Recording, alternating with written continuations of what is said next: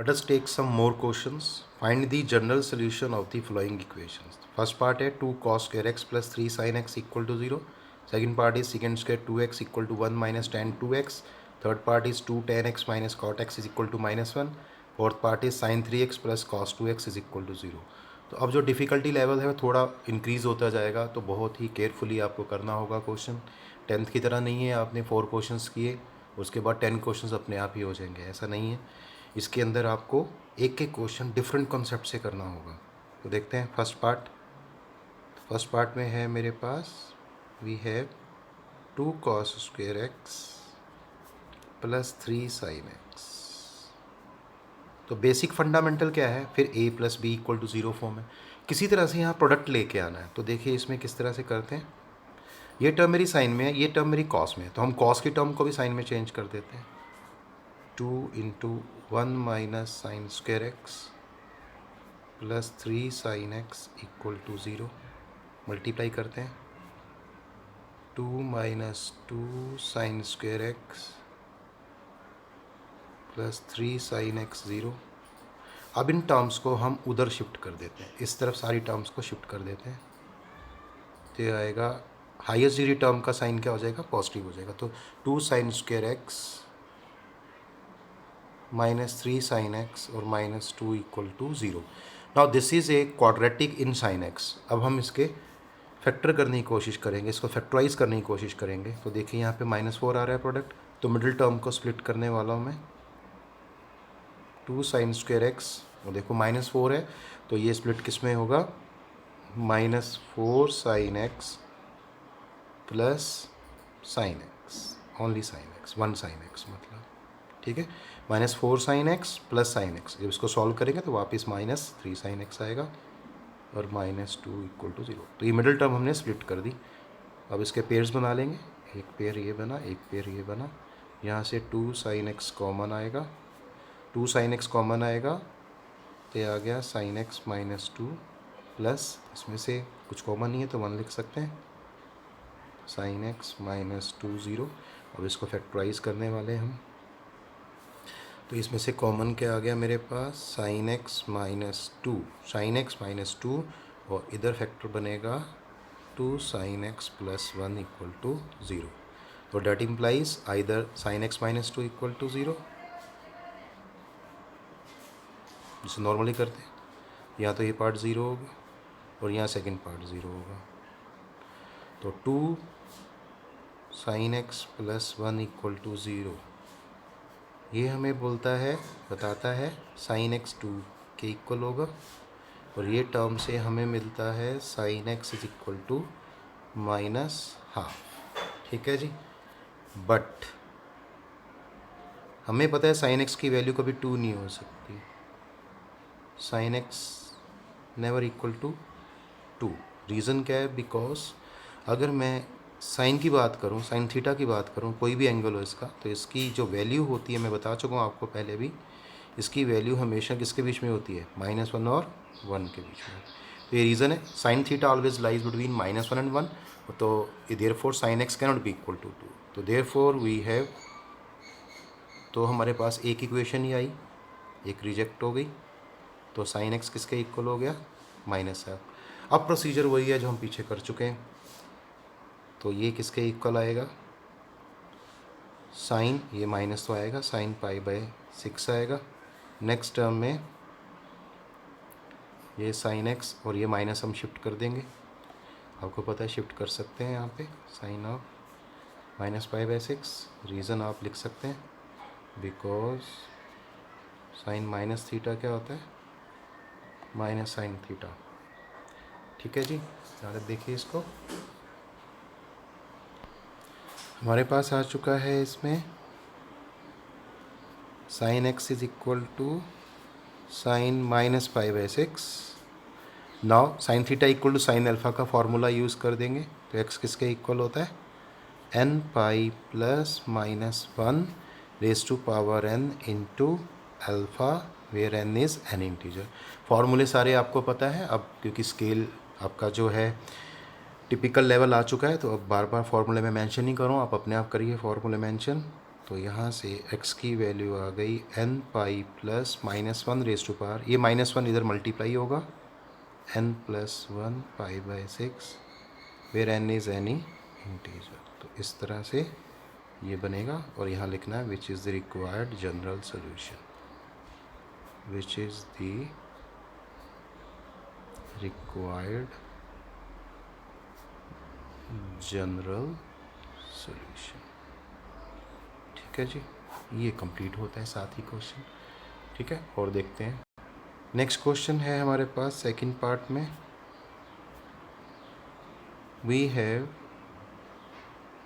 Second square 2x equal to 1 minus 10 2x। ठीक है, यहाँ 10 और यहाँ सेकेंड है, तो आपको पता है सेकेंड स्क्वायर थीटा का फॉर्मूला होता है हमारे पास। तो यहाँ से हम सेकेंड स्क्वायर थीटा का फॉर्मूला लिखेंगे 1 प्लस 10 स्क्वायर थीटा। तो थीटा यहाँ पे क्या है 2x। ध्यान रखना यहाँ 2x है तो यहाँ भी 2x आएगा, 1 माइनस 10 2x। और जिस बच्चे को नहीं आता है ये फॉर्मूला उसके लिए मैं लिख रहा हूँ identity of 10th class. Second square theta को क्या लिख सकते हैं 1 प्लस 10 स्क्वायर थीटा। ध्यान रहे ये एंगल सेम होता है, तो ये एंगल सेम आएगा। अब 1 से 1 कैंसिल हो जाएगा। ठीक है, और यहाँ एक गलती आप नहीं करने वाले, बताते हैं आपको। तो 10 स्क्वायर 2x इधर है माइनस 10 2x। बहुत सारे स्टूडेंट्स क्या करेंगे कि ये सोचेंगे एक फैक्टर कैंसिल हो जाएगा, 10 2x से 10 2x कैंसिल कर देंगे। ऐसा नहीं होता है, क्योंकि हमें x की वैल्यू निकालनी है। अगर मैंने इस टर्म को कैंसिल किया तो मेरा एक जो आंसर है जिसकी वैल्यू x में आएगी वो यहाँ से चला जाएगा। तो इसलिए कभी इसको आप फैक्टर को कैंसिल नहीं करेंगे, इसको आप शिफ्ट कर देंगे इस तरफ। तो जैसे ये यहाँ पे शिफ्ट करेंगे 10 स्क्वायर 2x, ये प्लस हो गया, यहाँ से आ गया 10 2x इक्वल टू 0। अब इसमें से कॉमन निकालेंगे 10 2x, तो ये टर्म कॉमन आएगी, यहाँ से आ गया 10 2x प्लस 1 0। फिर यहाँ से आइदर a 0 और b 0, that implies 10 2x equal to 0। और यहाँ से आएगा 10 2x प्लस 1 इक्वल टू 0। ठीक है, और यहाँ से फ़िलहाल तो मैं इसको ऐसे ही रख रहा हूँ, इसको मैं चेंज करने लगा हूँ। तो यहाँ से 10 2x की वैल्यू आ गई -1। प्रोसीजर वही है, -1 है तो -10 पाई बाई 4 लिखेंगे और इस माइनस को यहाँ शिफ्ट कर देंगे। 10 का फॉर्म है तो कर सकते हैं ऐसा। तो ये आ गया 10 2x 0। और अब यहाँ से एक टर्म हम और लिखते हैं सॉल्व करके, तो ये माइनस हट जाएगा, यहाँ से 10 ऑफ माइनस पाई बाई 4 आ जाएगा। और आप चाहें तो यहाँ लिख सकते हैं 10 माइनस थीटा क्या होता है -10 थीटा। तो ये पूरे स्टेप्स के साथ मैं करवा रहा हूँ आपको, स्टेप्स छोड़ने नहीं है, आपको बड़े ध्यान से समझ के स्टेप वाइज करना होता है। ठीक है, तो इस तरह से अब हम आगे चलते हैं। अब आपको पता है फॉर्मूला लगेगा यहाँ पे tan थीटा 0। तो ये जो थीटा है दैट इज़ 2x है, ये आएगा किसके इक्वल n पाई के। ठीक है, n पाई के इक्वल आ गया और साथ में n इज़ एनी इंटीजर हो गया। फिर और हो गया, अब यहाँ से क्या आएगा tan theta equal to tan alpha. तो क्या आएगा 2x इक्वल टू मतलब थीटा इक्वल टू इसमें क्या आएगा n pi plus alpha. This is n pi plus alpha that is -π/4 where n is any integer. अब देखिए यहाँ पे मैं लास्ट स्टेप करने जा रहा हूँ। तो यहाँ से आप देखेंगे जो x की वैल्यू आएगी ये आएगी n π/2, n is any integer, और 2 से इधर डिवाइड कर देंगे। तो ये आ गया n π/2 plus into minus minus pi और 2 से डिवाइड किया तो ये 8 हो गया, where n is any integer. तो ये आपका आंसर बनेगा। ठीक है, और लास्ट में आपको एक लाइन लिखनी है, वो आप लिख देंगे इसमें which is required general solution. तो बहुत ही अच्छा क्वेश्चन है ये वाला। देखिए पूरा मैं शीट दिखा देता हूँ आपको, तो इसको आप ध्यान से देखेंगे, ध्यान से करेंगे इस क्वेश्चन को। नेक्स्ट पार्ट देखते हैं। The third part we have, इसमें गिवन है आपको 2 tan x minus cot x equal to -1। अब ऐसा नहीं होगा कि आपको बस क्वेश्चन मिला और आपने सॉल्व कर दिया, फॉर्मूला आपके पास है आपने कर दिया। यहाँ कॉन्सेप्ट भी यूज़ करना पड़ेगा, किस तरह से क्वेश्चन को मोल्ड किया जाएगा और किस तरह से कॉन्सेप्ट का यूज़ किया जाएगा और ऐसे आंसर निकाला जाएगा। तो देखिए इसमें एक टर्म tan की एक cot की है, तो हम क्या करते हैं, पहले cot को चेंज करते हैं tan में। देखना इससे क्या होगा, इससे क्वाड्रेटिक बनेगी। तो 2 tan x minus 1/tan x equal to -1। ठीक है जी। अब इसमें आप इसका एलसीएम ले लेंगे तो ये आएगा 2 tan²x। एलसीएम लेके सॉल्व भी कर लेंगे तो -1 और tan उधर चला जाएगा तो ये आ गया -tan x। अब इस टर्म को हम इधर शिफ्ट कर देंगे तो आप देखेंगे ये एक इक्वेशन बनेगी जो आप जानते हैं किस तरह की है, 2 tan² plus tan x sorry -1 equal to 0। This is -1। तो आप देख पा रहे हैं ये tan x में एक क्वाड्रेटिक इक्वेशन है और इसको हम अब सॉल्व करने की कोशिश करते हैं। तो मिडिल टर्म को स्प्लिट करते हैं तो दिस इंटू दिस -2 आ रहा है। तो यहाँ देखो मैं किस तरह से कर रहा हूँ, तो मिडिल टर्म स्प्लिट होने वाली है यहाँ से, तो यहाँ लिख सकते हैं +2 tan x, ठीक है, और -tan x और -1 इक्वल टू 0। अब पेयर बनाएंगे, एक पेयर यहाँ से एक पेयर यहाँ से 2 tan x कॉमन आ गया। ये एक अच्छा क्वेश्चन है, क्यों अच्छा है अभी पता चल जाएगा आपको जब हम आगे चलते हैं। तो 2 tan x कॉमन आ गया, इसमें आ गया tan x + 1, इसमें से -1 कॉमन आएगा, देयर इज़ tan x + 1 0। पूरे में से फिर से कॉमन आएगा tan x + 1, ठीक है जी, और इधर आएगा 2 tan x -1 इक्वल टू 0। तो दैट इम्प्लाइज अगर मैं इसको सॉल्व करता हूँ तो tan x + 1 0 और 2 tan x -1 0, और अगर हम यहाँ से सॉल्व करें तो tan x की वैल्यू -1 हो गई और यहाँ से tan x की वैल्यू हाफ हो गई। अब इस क्वेश्चन को हम पैरेलल भी चला सकते हैं, हम चाहे तो पैरेलल लेके चल सकते हैं टर्म्स को, या देखो इस तरह से भी कर सकते हैं। जैसे यहाँ पे मैंने क्वेश्चन को अभी ड्रॉप कर दिया। नाउ अब एक एक पार्ट सॉल्व करते हैं, इससे इजी रहता है। tan x, क्योंकि अगर एक पार्ट गलत होगा तो उसके मार्क्स मिल जाएंगे, और पैरेलल चलेगा तो वो पूरा ही कट जाएगा। तो tan x है -1 के इक्वल, ठीक है जी। अब आपको पता है ये माइनस और 1 को चेंज करेंगे tan π/4 आएगा, ये टर्म यहाँ शिफ्ट हो जाएगी। तो बहुत ही प्यार से आपने इस स्टेप्स को आगे करना है। ये tan x हो गया और यहाँ से आ गया tan -π/4। रीज़न आप चाहें तो लिख सकते हैं क्या, -tan थीटा को क्या लिख सकते हैं, tan ऑफ -θ फार्मूला होता है। अब ये tan theta equal to tan alpha आया, तो आपको पता है x की वैल्यू क्या होती है, n π + अल्फ़ा, ठीक है जी। n इज़ एनी इंटीजर, तो यहाँ से देखिए आंसर आ गया n π - π/4, n is an integer. इसको एक बॉक्स में आप लिख लेंगे। तो मतलब अभी एक आंसर आया आपके पास, दूसरा देखते हैं। सिमिलरली आल्सो वी हैव, एक वैल्यू और थी हमारे पास, वो थी tan x हाफ।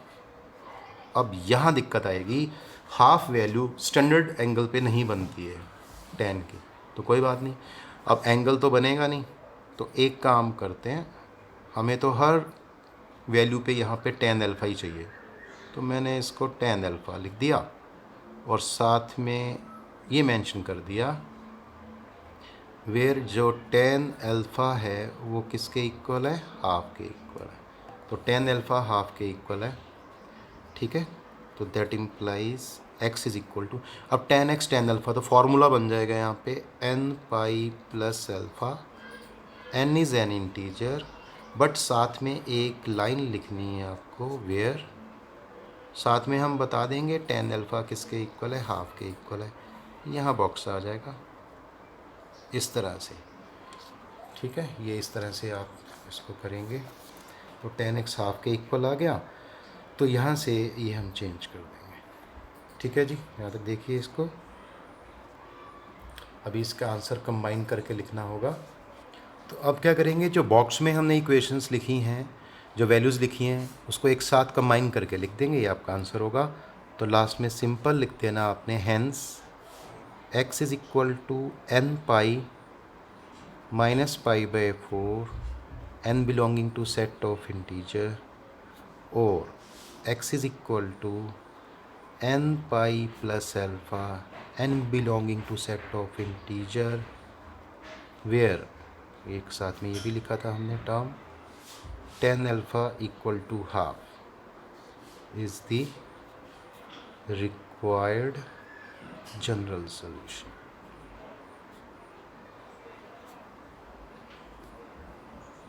ठीक है, तो इस तरह से ये आपका आंसर बन जाएगा। हैंस इस तरह से दोनों कंबाइन करके लिख देंगे आप यहाँ पे, तो ये आपका आंसर बन जाएगा। एक और क्वेश्चन था हमारे पास, फोर्थ, वो भी देखते हैं, थोड़ा डिफरेंट है। वी हैव sin 3x, थोड़ा ये भी डिफरेंट क्वेश्चन है। sin 3x plus cos 2x equal to 0। अब यहाँ CD फार्मूला तो काम करेगा नहीं, है ना। पीछे हमने एक क्वेश्चन साइन कॉस का किया था, लेकिन उसके अंदर sin 2x था, तो उसमें 2 sin x cos x करते ही cos x कॉमन आ गया, मतलब सीधे फैक्टराइज हो गया। अब इसका क्या करें, इसमें तो कॉमन भी नहीं आ सकता है, क्योंकि ये ओड है आपके पास एंगल, ये इवन एंगल है, तो कुछ नहीं बनने वाला। इसके लिए एक काम करेंगे, एक इधर 0 है, इधर a plus b equal to 0, तो एक टर्म को हम उधर शिफ्ट करने वाले हैं। तो बेटर ये है कि हम साइन को शिफ्ट कर देते हैं। तो आप देखेंगे यहाँ से, ये cos 2x जो है ये माइनस sin 3x के इक्वल आ गया। बिल्कुल ऐसा ही क्वेश्चन मैंने आपको पहले भी करवाया था, वही कॉन्सेप्ट मैं यहाँ यूज़ करने वाला हूँ। मैं क्या करने वाला हूँ, इसकी जगह यहाँ पे क्या लाने वाला हूँ, कॉस की टर्म। ये मैं आपको बता रहा हूँ, ये लिखना नहीं है आपको, ये पार्ट ये वाला। तो इसमें हम कॉस लाने वाले हैं। तो देखो किस तरह से आएगा, ये आ गया cos 2x, और मुझे कॉस चाहिए, है ना। और इस तरह से चाहिए कि जब मैं सॉल्व करूँगा माइनस साइन आना चाहिए।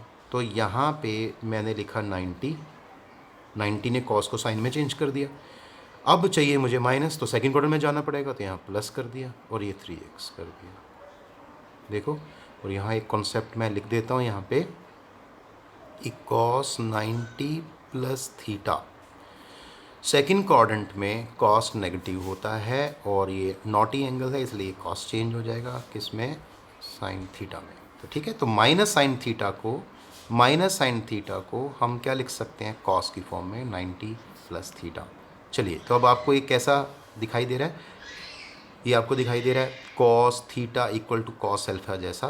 तो यहाँ पे आप लिख देंगे इसके अंदर यूजिंग दी फार्मूला। तो इसमें यूज़ कर सकते हैं आप कौन सा formula, cos theta equal to cos alpha implies, cos theta equal to cos alpha implies, cos theta equal to cos alpha implies theta equal to 2n pi plus minus alpha where n is an integer. तो इस फॉर्मूले का use कर देते हैं। तो अगर इस फॉर्मूले का यूज़ करते हैं इसके अंदर, तो देखिए ये कहाँ से क्या बनेगा, ये बनेगा 2x equal to 2n pi plus minus alpha. अब अल्फ़ा ये एंगल है आपके पास, ये वाला, pi by 2 plus 3x where n is an integer. अब यहाँ पे इधर x है, इधर भी x है, और यहाँ प्लस माइनस है, तो इसके दो पार्ट करने पड़ेंगे। यहाँ लिखना होगा टेकिंग पॉजिटिव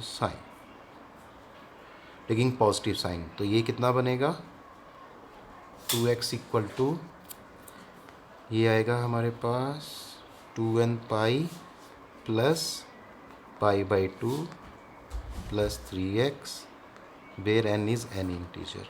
अब ये वाला 3x हम इधर शिफ्ट कर देंगे, सॉल्व करेंगे, 2x minus 3x minus x, तो इस तरह से 2n पाई हो गया plus pi by 2, n is an integer. अब x तो प्लस का चाहिए, तो ये माइनस हो जाएगा उधर जाके, minus 2n pi minus pi by 2। अब चाहें तो इस माइनस n को m लिख सकते हैं, मतलब माइनस एन, एन हमें पता नहीं कोई भी इंटीजर है, तो माइनस एन भी एक इंटीजर होगा जिसको हम एम से रिप्रेजेंट करते हैं। तो आप चाहें तो यहाँ पे माइनस एन की जगह एम भी लिख सकते हैं, चॉइस इज़ योर्स। ठीक है, तो चलो मैं कर देता हूँ, नॉर्मली ऐसा करते हैं। तो x इज इक्वल टू ये कितना हो जाएगा 2, ये माइनस एन की जगह m आ गया पाई माइनस पाई बाई 2। अब n नहीं आएगा, m आएगा, m इज़ n इंटीजर। क्यों? अगर n इंटीजर है तो माइनस एन भी एक इंटीजर होगा, जिसको मैंने क्या कह दिया m। और साथ में यहाँ आप दिखा सकते हैं वेयर m जो है वो माइनस एन के इक्वल। अगर आप नहीं भी करते हैं तो भी चलेगा, ये बॉक्स में आ जाएगा आपका इस तरह से, इस तरह से, ये इस तरह से आ जाएगा। Taking negative sign, taking negative sign, तो जब नेगेटिव साइन लेंगे तो हमें मिलेगा वी हैव, तो यहाँ से आया था 2x इक्वल टू, ये था 2n pi minus pi by 2, उधर हो जाएगा माइनस 3x। ठीक है, और साथ में n बिलोंगिंग टू इंटीजर तो है ही।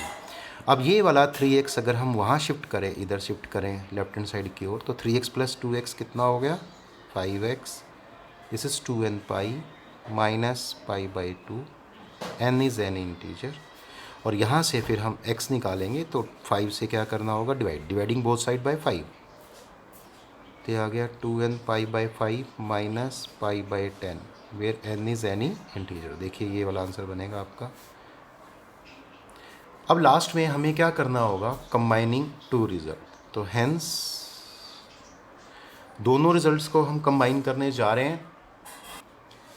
हेंस हमारे पास कंबाइन करके रिजल्ट आएगा x is equal to, last time था हमारे पास 2m पाई और माइनस पाई बाई 2, साथ में था m belonging to set of integer, और दूसरा यहाँ से बना x is equal to 2n pi by 5 minus pi by 10 comma n is any integer. तो ये जो पार्ट है आपका ये वाला is the required solution, is the required general solution, is the required general solution. तो इस तरह से ये क्वेश्चन आप कर सकते हैं। और आपने यहाँ पे देखा कि ये क्वेश्चन इतने सिंपल नहीं है, यहाँ पे डिफरेंट क्वेश्चन डिफरेंट मेथड से होता है, तो आपको बहुत ही ध्यान से काम करना होगा। ठीक है, okay, all the best, thank you.